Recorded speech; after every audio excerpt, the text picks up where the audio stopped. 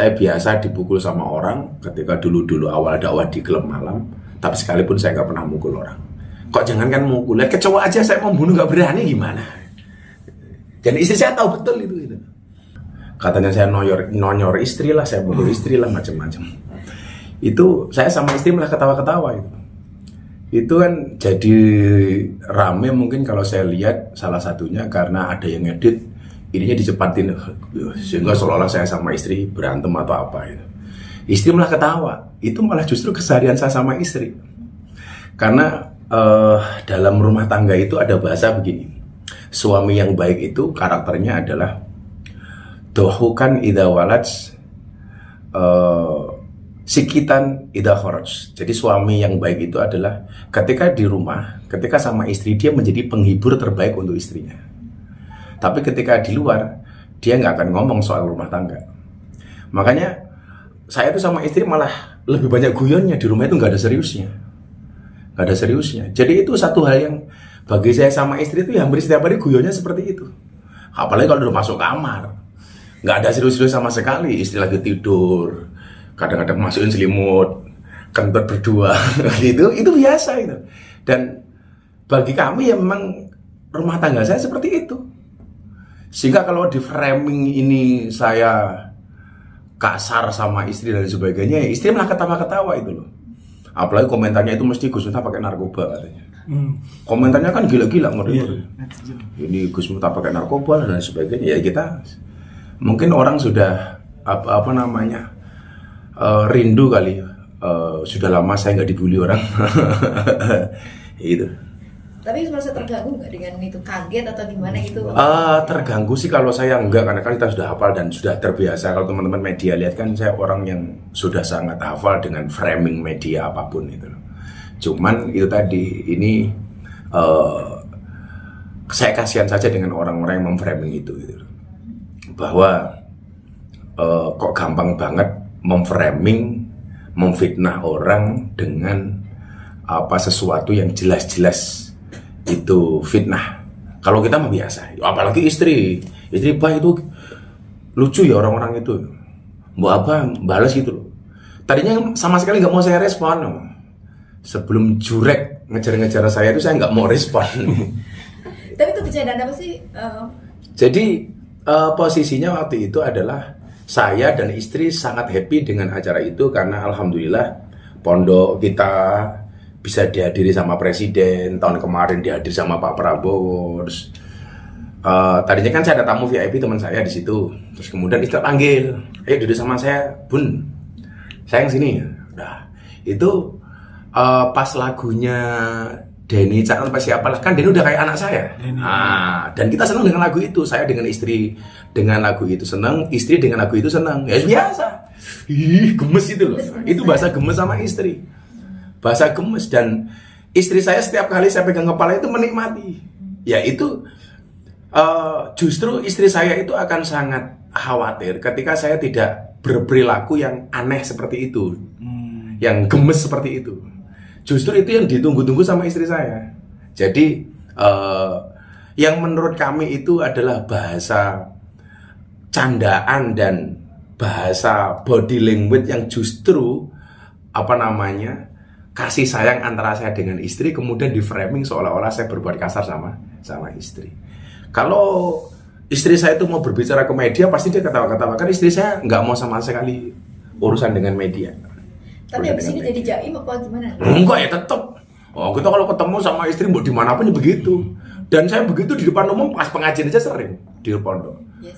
Biasa itu loh. Kalau kemudian jadi itu di framing seperti itu, mungkin ya saya mau dikasih rezeki yang lebih bagus oleh Allah. Rezeki nikmat yang lain yang lebih bagus lah, mudah-mudahan saja. Abah, kalau terkait dengan netizen bilang mensangkut pautkan kejadian tersebut dengan Fufu Fafa, itu gimana tuh Abah? Lah apa hubungannya? Kan jauh banget itu. Apa hubungannya dengan Fufu Fafa? Walaupun ada yang WA saya begini, ada yang teman saya Japri begini. Habis Fufu Fafa terbitlah Gus Miftah. Jadi mana coba? Ada lagi yang bilang, wah ini jelas mengalihkan isu dari Fufu Fafa supaya hilang jadi beritanya Gus Miftah. Waduh, jauh banget toh. Apa coba hubungannya? Jangan fufu-fufu dengan Miftah ini. Ini Instagram saya full banget komentarnya orang nge-tag saya. Yes, tak biarin saja lah. Tapi butuh klarifikasi nggak sih Gus? Dari orang yang bikin video itu katanya diedit tuh jadi cepat. Kalau video aslinya kan ya biasa tadi gemes sama istri. Gimana coba kalau kalian menggambarkan rasa gemes sama pasangan itu seperti apa coba? Ya kan apa namanya? Itu ekspresi. Dan istri saya setelah itu di rumah mau pulang ke rumah karena kita selesai atau gini-gini lagi di jalan di mobil. Biasalah. Jadi ini ya, ini karakter suami yang baik itu dalam agama karakternya adalah dohukan ida walad. Jadi ketika dia di hadapan istrinya dia menjadi pelawak terbaik, menjadi penghibur terbaik. Tetapi ketika di luar dia menjadi sikitan ida kharaj. Dia menjadi jaim ketika di luar. Lah kita tuh kadang-kadang lucunya di mana? Kadang-kadang dengan istrinya orang lain kita bisa bercanda. Tapi kalau dengan istri kita malah kadang-kadang kita banyak cemberutnya. Ini malah aneh gitu. Ini karakter yang salah. Makanya kalau saya ini mudah-mudahan bisa menjadi pertemuan kita hari ini bisa menjadi edukasi. Oh, suami yang baik itu ternyata karakternya suami yang suka humor di hadapan istri. Humor itu ya dengan istri, bukan dengan istri orang gitu. Dengan istri sendiri jaim, dengan istri orang lain kok ramah kan lucu gitu. Tapi percaya nggak sih Gus dengan diviralin terus kemudian dikasihkan? Coba kalau teman-teman lihat dalam sejarahnya Gus Miftah itu, berapa kali sih Gus Miftah di framing seperti ini? Dan alhamdulillah kita biasa-biasa saja itu.